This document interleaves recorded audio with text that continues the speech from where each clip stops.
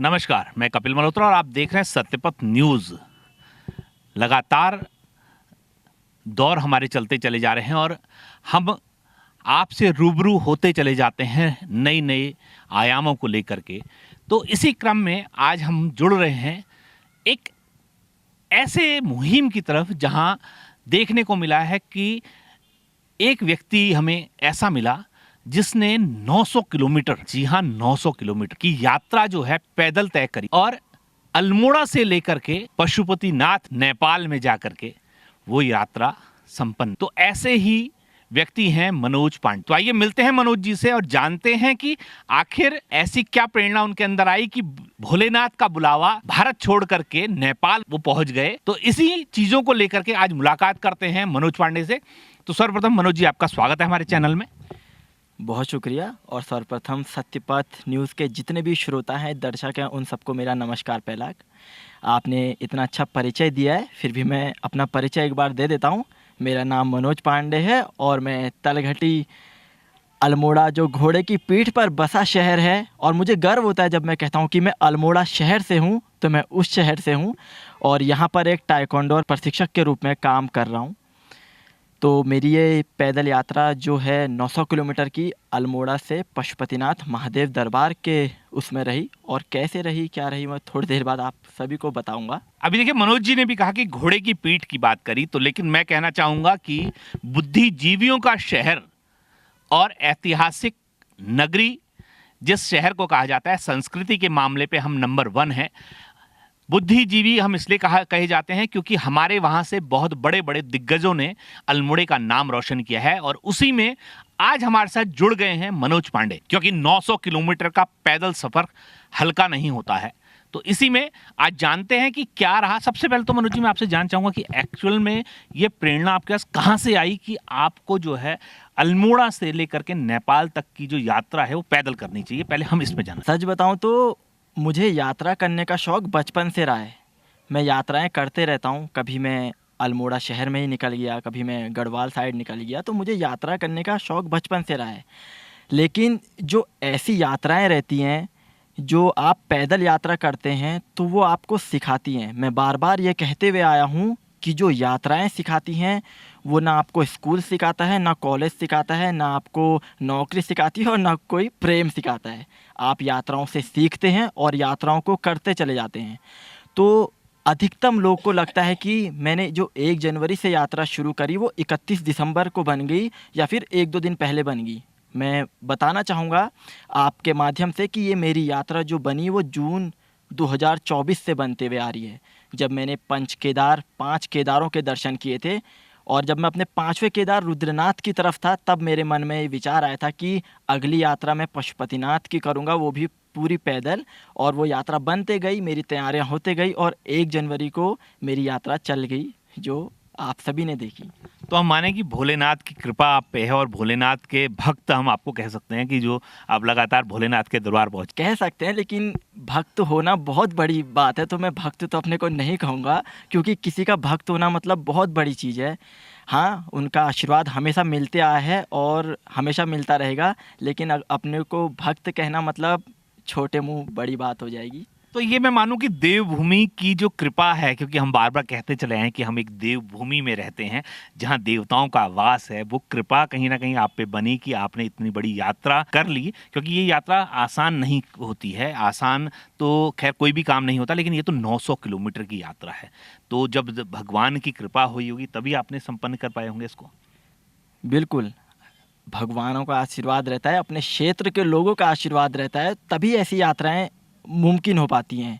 और जो मेरा आइडिया ऑफ यात्रा है, या मैं जो यात्रा करना चाहता हूँ, तो मेरा एक सिंपल तरीका है कि मैं यात्रा से सीखना चाहता हूँ।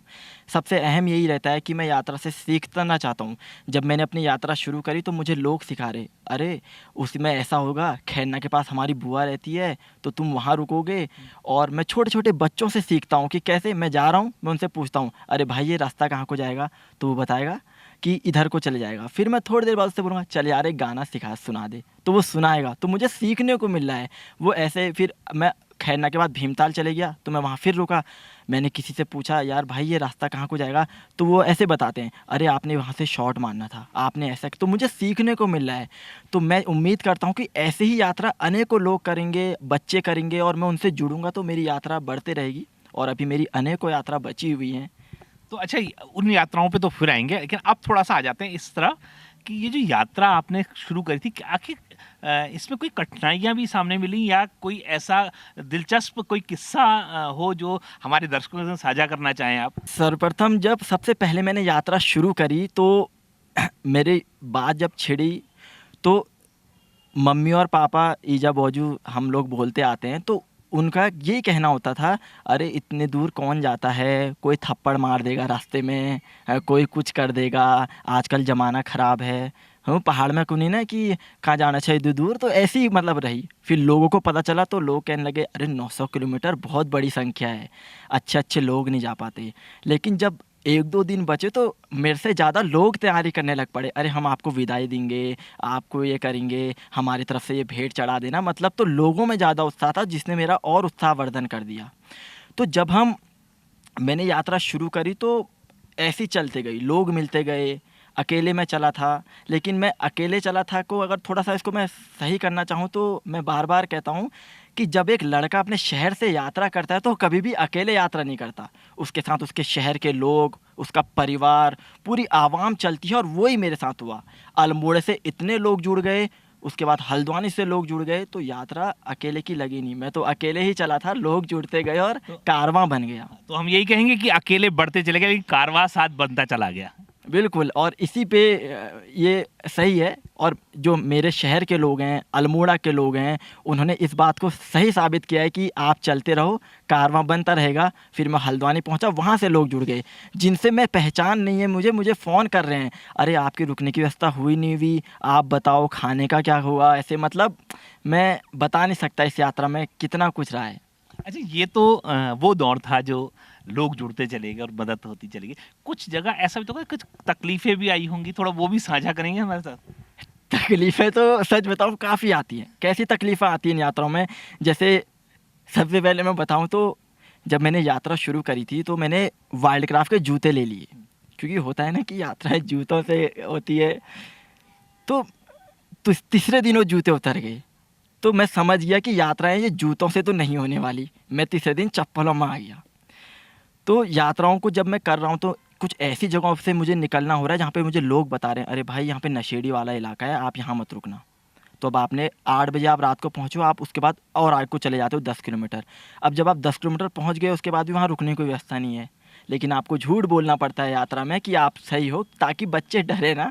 मैं सच बता रहा हूँ, ताकि कल के दिन और कोई ऐसी यात्राओं को देखकर डरे ना, इसलिए आपको सच बताना होता है कि ऐसा हुआ ऐसा हुआ। लेकिन ये यात्रा सोशल मीडिया और वीडियोस के जो मैंने दिखाई थी उससे कई ज़्यादा अलग है। बाकी आप सभी लोग को पता ही है यात्रा कैसे चलती है। तो माने हम कि लोगों को जागरूक करना भी ज़रूरी है, और लोगों को सच्चाई जहाँ तक बतानी है वहाँ तक कई कई चीज़ें छुपानी भी ज़रूरी है।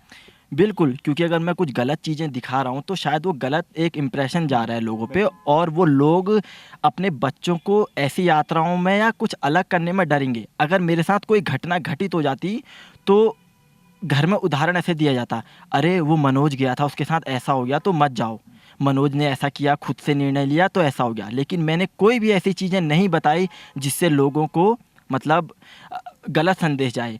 लेकिन जब मैं यात्रा के बाद लौटा तो मुझे कुछ लोग ऐसे भी मिले जो बता रहे थे कि हमारे बच्चे जिद कर रहे हैं कि हम भी उनकी तरह यात्रा करेंगे। तो वो अपने आप में मुझे लगता है एक थोड़ा जो मेरा संदेश था वो सफल रहा, और कल के दिन जो भी कोई ऐसी यात्राएं करेगा मैं उनके साथ जुड़ूंगा। मैं अभी और ऐसी यात्राएं करूंगा जिससे मेरे साथ लोग जुड़ेंगे, तो यात्राओं का क्रम चलता रहेगा चलता रहेगा।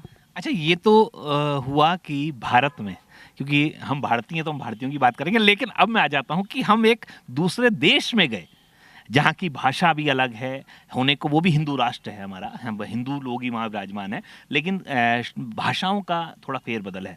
वैसे तो हमारे भारत में जो है हर कदम के बाद भाषा चेंज है, लेकिन वो तो बिल्कुल अलग भाषा हो गई। तो क्या किस तरीके का सामना आपको करना पड़ा उसको लेकर के? भाषा को लेकर काफ़ी कुछ चीज़ें होती हैं, जैसे आप जब नेपाल में एंटर किया मैंने, तो कुछ ऐसे लोग मिले जो हिंदी बोल रहे थे। उसके बाद कुछ आगे को मैं बढ़ते रहा तो भाषाओं को लेकर थोड़ी दिक्कत होगी। मुझे एक स्कूल में न्योता दिया गया कि आप यहाँ आइए और अपना संबोधन दीजिए कि आप इस यात्रा को कैसे कर रहे हैं।